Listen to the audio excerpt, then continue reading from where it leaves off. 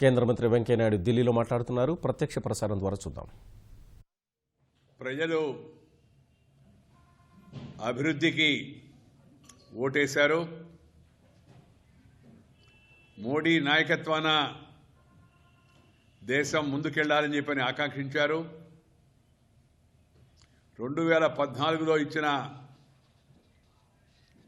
మ్యాండేట్ని మరింత బలపరిచారు. మోడీతో కలిసి నడుద్దాం, మన రాష్ట్రాలను దేశాన్ని ముందుకు తీసుకెళ్దాం, అది ఎన్నికల సందేశం. శ్రీ నరేంద్ర మోడీ తిరుగులేని నాయకుడిగా, అన్ని వర్గాల యొక్క అభిమానాన్ని చూరగొనే వ్యక్తిగా, కుల మత ప్రాంతీయ శక్తులను ఎదిరించి వీటికి అతీతంగా అన్ని వర్గాల యొక్క అభిమానాన్ని పొందారు అనే విషయం ఈ ఎన్నికల ఫలితాలు మనకు రుజువుపరుస్తూ ఉన్నాయి. దీనితో పాటు శ్రీ నరేంద్ర మోడీ క్రమేపీ పేదల యొక్క పెన్నిదిగా, పేద ప్రజలు దేవుడు తమకు ఇచ్చినట్టు వరంగా భావిస్తున్నారని నేను మొదటి నుంచి చెప్తూ ఉన్నాను. అది మరింతగా స్పష్టంగా రుజువైంది. ఈ ఎన్నికల్లో మా విపక్షాలు కులాన్ని మతాన్ని రెచ్చగొట్టాయి, జట్టుగట్టాయి, తప్పుడు ప్రచారాలు పెద్ద ఎత్తున చేపట్టాయి. ప్రధానమంత్రి అవినీతిపై, నల్లధనంపై సాగించిన పోరాటానికి వక్రభాష్యం చెప్పి అది ప్రజా వ్యతిరేకమైన చర్య అని చెప్పని పెద్ద ఎత్తున పనిగట్టుకొని ప్రచారం చేశాయి. కొన్ని ప్రచార ప్రసార సాధనాలు కూడా దానికి పెద్ద ఎత్తున మద్దతు పలికి ప్రజలను తప్పుదారి పట్టించేందుకు, భయపెట్టేందుకు ప్రయత్నం చేశారు. అయినప్పటికీ దేశంలో అత్యంత గ్రామీణ ప్రాంతం ఎక్కువగా ఉండే ఉత్తరప్రదేశ్లో, అత్యంత పేద ప్రజలు ఎక్కువగా ఉండే ఉత్తరప్రదేశ్లో, ఉత్తరాంచల్లో, అలాగే మిగతా రాష్ట్రాల్లో మనం సరాసరిని చూస్తే పేదలు, రైతులు, దళితులు, అలాగే వెనుకబడిన వర్గాలు ముఖ్యంగా, అలాగే ఆఖరికి మైనారిటీలు కూడా పెద్ద ఎత్తున నరేంద్ర మోడీ గారి నాయకత్వాన బీజేపీకి పట్టం కట్టారనే విషయం మనకు స్పష్టంగా అర్థమవుతుంది. మోడీ అంటే మూడ్ ఆఫ్ డెవలపింగ్ ఇండియా, రెండవది making of developed India. Mood of the developing India is for making of developed India. దానికి సాధనం మోడీ, నరేంద్ర మోడీ అనే విషయం మనకి స్పష్టంగా అర్థమైంది. ఈ దేశ ప్రజలకు ఒక ఆశాజ్యోతిగా, ఇన్నేళ్లుగా నిర్లక్ష్యానికి కాబట్టి తమకు అభివృద్ధి ఫలాలు అందుతాయని, తమ భవిష్యత్తు మంచిగా ఉంటుందని ప్రజలు భావిస్తున్నారు. దీనితో పాటు ఈ యొక్క ఎన్నికల్లో మనం కానీ ఫలితాలను పరిశీలిస్తే ప్రాంతాలను, అంటే ఒక రాష్ట్రంలో ఉండే ఒక బుందేల్ఖండో, ఒక తూర్పు ఉత్తరప్రదేశో, ఒక పశ్చిమ ఉత్తరప్రదేశో, ఒక మధ్య ఉత్తరప్రదేశనో, లేకపోతే ఉత్తరాఖండ్లో కొండ ప్రాంతం, లేకపోతే లోయ ప్రాంతం, మైదాన ప్రాంతం అనో, అలాంటి తేడా ఏమీ లేకుండా అన్ని చోట్ల బీజేపీ విజయకేతనం ఎగరేసింది. దానితో పాటు మణిపూర్ యొక్క, మన పూర్వోత్తర రాష్ట్రాల యొక్క ఎంపికను మనం చూస్తే మణిపూర్లో కూడా భారతీయ జనతా పార్టీ 2.12% నుంచి ఒక్కసారిగా 36% యొక్క ఓట్లకు ఎదిగిందంటే పార్టీ ఎలా నార్త్ ఈస్ట్లో పుంజుకుందో మనం అర్థం చేసుకోవచ్చు. మణిపూర్లో కూడా తప్పనిసరిగా బీజేపీ ప్రభుత్వం ఏర్పడుతుంది, బీజేపీ నాయకత్వాన్ని. రెండవది మన యొక్క గోవాలో కూడా బీజేపీ 34% ఓట్లు సంపాదించి ఏకైక పెద్ద పార్టీగా అవతరించింది. కానీ మిత్రపక్షంగా ఉన్న ఎంజీపీ విడిపోవడంతో దానికి 12% ఓట్లు వచ్చాయి. అందువలన విజయానికి దగ్గరగా వచ్చి ఆగిపోయింది. కానీ మాకు అందిన సమాచారాన్ని బట్టి గోవాలో కూడా బీజేపీ నేతృత్వంలో ప్రభుత్వం ఏర్పడబోతోంది. మూడవది, ఈ యొక్క ప్రధానమంత్రి చేపట్టిన పేదల అనుకూల నిర్ణయాలు, అది నోట్ల రద్దు కావచ్చు, నోట్ల మార్పిడి కావచ్చు, లేకుంటే జనధన యోజన కావచ్చు, జనశ్రీ బీమా యోజన కావచ్చు, లేకపోతే అటల్ పెన్షన్ యోజన కావచ్చు, లేకపోతే ముద్రా బ్యాంక్ యోజన కావచ్చు, లేకుంటే ప్రధానమంత్రి ఫసల్ బీమా యోజన కావచ్చు, లేకుంటే బేటీ పడావ్ బేటీ బచావ్ యొక్క నినాదం కావచ్చు, లేకపోతే ప్రధానమంత్రి చేపట్టినట్టు పలు అభివృద్ధి సంక్షేమ కార్యక్రమాలు కావచ్చు, ఈ ప్రజలను బాగా ఆకర్షించబడ్డాయనే విషయం మనకు అర్థమవుతుంది. ముఖ్యంగా గ్రామీణ ప్రాంతాల్లో విద్యుత్ శక్తి విషయము, గ్రామీణ రహదారుల విషయము, అలాగే పేదల ఇంట్లో పొయ్యితో నిప్పు రాజేయాల్సిన అవసరం లేకుండా గ్యాస్ ఇచ్చే ఉజ్వల పథకము బాగా ప్రభావం చూపిందనే విషయం కూడా మాకు ఇప్పుడు వస్తున్న అంచనాలను బట్టి తెలుస్తూ ఉంది. ప్రధానమంత్రి ఇవాళ ఈ యొక్క దేశాన్ని ముందుకు తీసుకెళ్తాడు అనే దృఢ విశ్వాసం రోజు రోజుకి ప్రజల్లో బలపడుతూ ఉంది. ఇది దేశ ప్రజలు ఈ రంగుల పండగ, ఇంద్రధనస్సు లాంటి రంగుల పండగ సందర్భంగా ప్రజలు ఇచ్చినట్టు కానుకగా ఈ ఎన్నికల తీర్పును మేము భావిస్తూ ఉన్నాం. ప్రతిపక్షాలు ఇప్పటికైనా ప్రజా తీర్పును గౌరవించాల్సి ఉంది. కానీ దురదృష్టవశాత్తు కొందరు ఈ తీర్పును అవహేళన చేస్తున్నారు, కొంతమంది దాన్ని ప్రశ్నిస్తూ ఉన్నారు, కొంతమంది అయితే ఈవీఎంలో మ్యానిపులేట్ చేశారు, వాటిని ఏదో సరిదిద్దారు యంత్రాలని చెప్పని ఇవాళ ఆరోపణలు చేస్తున్నారు. మరి అదే జరిగితే 2014 లోక్సభ ఎన్నికల నాటికి కాంగ్రెస్ అధికారంలో ఉన్నది యూపీఏ, మరి బీజేపీ గెలిచింది. బీఎస్పీ ఉత్తరప్రదేశ్లో ఒక్క సీటు కూడా గెలవలేకపోయింది, ఇప్పుడు కూడా ఒక్క సీటు కూడా గెలవలేకపోయింది. లోకసభలో ఇవాళ బీఎస్పీ లేదు, విధానసభలో ఇవాళ బీఎస్పీ గుర్తింపు కలిగిన పార్టీగా మరి ఆ స్థానాలు కూడా సంపాదించలేకపోయింది ప్రతిపక్షంగా కూడా. అందుకని భారతదేశ రాజకీయ వ్యవస్థను ప్రక్షాళనం చేయడం కోసం, అవినీతిని నల్లధనాన్ని పారద్రోలడం కోసం, అభివృద్ధికి పెద్దపీట వేయడం కోసం, పేదరికం యొక్క నిర్మూలన గావించి ఆర్థిక అసమానతలను తగ్గించి దేశాన్ని ముందుకు తీసుకెళ్లాలని ప్రధానమంత్రి చేపట్టిన మహాయజ్ఞానికి ప్రజలు విశేషంగా మద్దతు ఇచ్చారని చెప్పని నేను భావిస్తూ ఉన్నా. మనం కానీ 102 లోక్సభ స్థానాల్లో ఇప్పుడు అసెంబ్లీ ఎన్నికలు జరిగాయి. ఈ 102 అసెంబ్లీ స్థానాలకు గాను భారతీయ జనతా పార్టీ గతంలో మనం కానీ పరిశీలిస్తే 60% పైగా అసెంబ్లీ స్థానాలను భారతీయ జనతా పార్టీ గెలుచుకుంది. అంటే ఈ 102 లోక్సభ స్థానాల్లో కూడా అత్యధికంగా భారతీయ జనతా పార్టీ వైపు ప్రజలు మొగ్గారనే విషయం మనకు అర్థమవుతుంది. ఇప్పుడు మనం ఈ యొక్క ఎన్నికల ఫలితాలను కానీ విశ్లేషిస్తే బీజేపీ యొక్క ఓట్ల శాతం ఉత్తరప్రదేశ్లో 39.6% వెళ్ళిపోయింది. గతంలో ఎప్పుడు 33% పెరగలేదు. ఉత్తరాఖండ్లో 46.5% వెళ్ళిపోయింది, రికార్డు ఇది. అలాగే బీజేపీ ఈ అకాలీదళ్ యొక్క కూటమి ఓటు 31% పరిమితమైంది పంజాబ్లో. 10 ఏళ్ల పాటు వరుసగా అధికారంలో ఉండడం దానికి ఒక ప్రధాన కారణంగా మేము భావిస్తూ ఉన్నాం.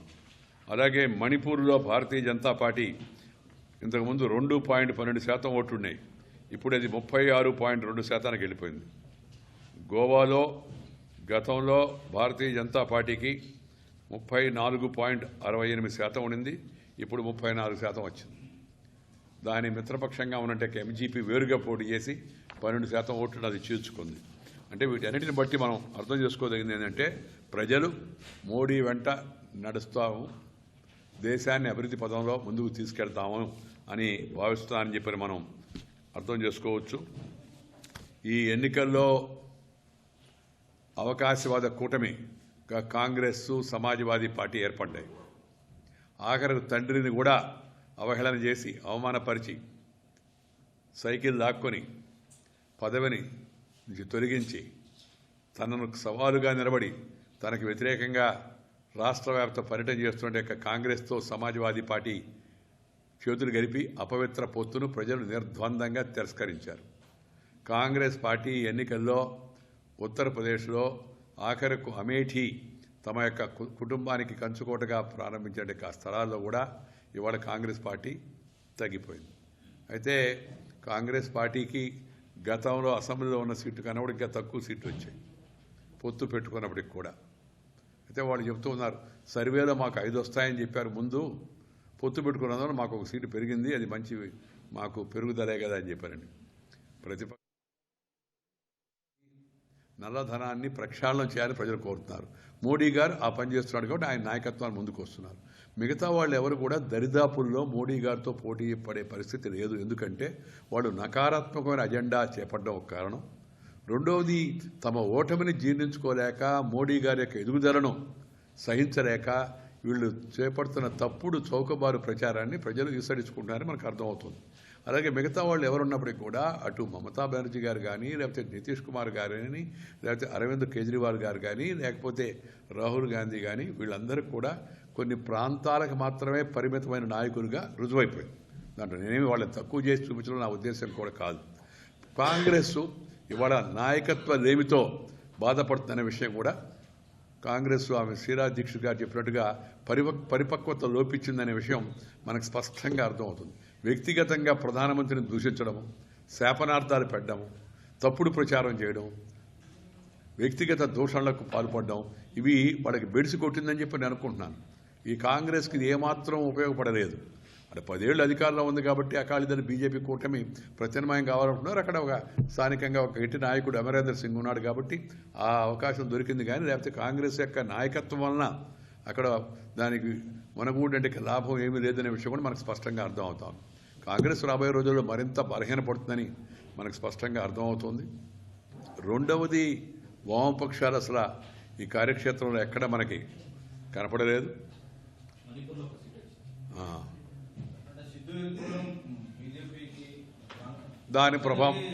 దానికేం ప్రభావం ఏం లేదు. ఏమి లేదు. కలిసి పనిచేసాం, కలిసి పోటీ చేసాం, ఓడిపోయాం. ఓటమిని హుందాగా స్వీకరించాలా, ఇద్దరం బాధ్యత వహించాలా. అంతేగాని దాన్ని ఇంకొకరి ఖాతాలో వేసే అలవాటు మాకు లేదు. దానికి కారణం స్పష్టం.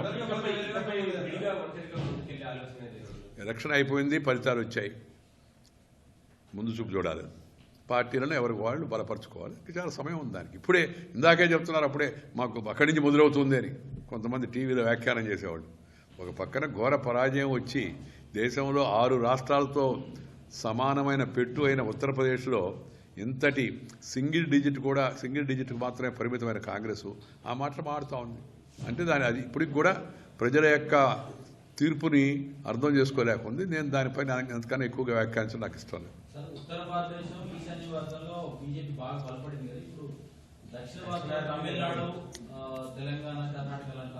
అన్ని రాష్ట్రాల్లో బలపడేందుకు ప్రయత్నం చేస్తాం. ఆ ప్రయత్నం నిరంతరం కొనసాగుతూ ఉంటుంది. ఎన్నికల ఫలితానికి దానికి సంబంధం లేదు. ఎన్నికల ఫలితాల వల్ల కార్యకర్తల్లో మరింత నూతన ఉత్సాహం వస్తుంది. ఆ ఉత్సాహంతో మరింత గట్టిగా పనిచేయాలనేది సందేశం. ఓకే, ఆ ట్విట్టర్లో వాడని మీద నేను ఎందుకు వ్యాఖ్యానించిన అవసరం లేదు. ఎవరికి వాళ్ళకి ట్విట్టర్ పెట్టుకునే అవకాశం. ఓకే, దిస్ ఇంగ్లీష్ మా this is okay man. I will complete in 5 minutes. मैं पूरा करूँगा. This is a verdict influenced by 3 Modis. Mood of developing India,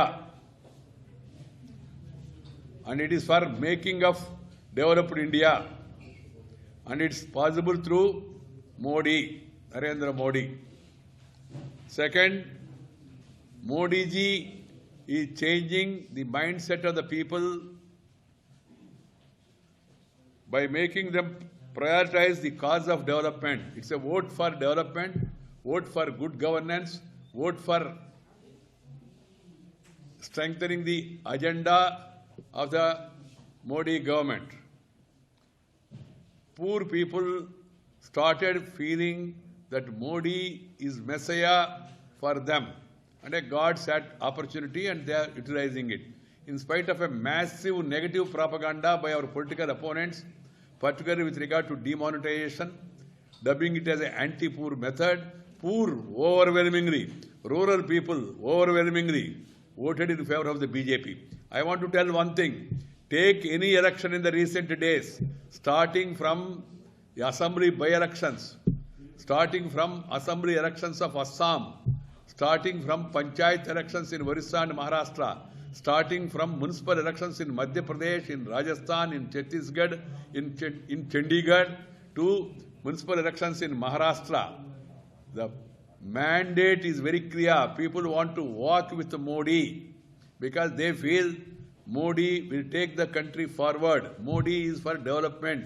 Modi is for good governance. So that is the mandate And if you understand, if you analyze all these elections, panchayat elections, municipal elections, by-elections, and now these assembly elections, the message is very clear. Let us go with Modi, let us vote for development, and let us strengthen the hands of Narendra Modi.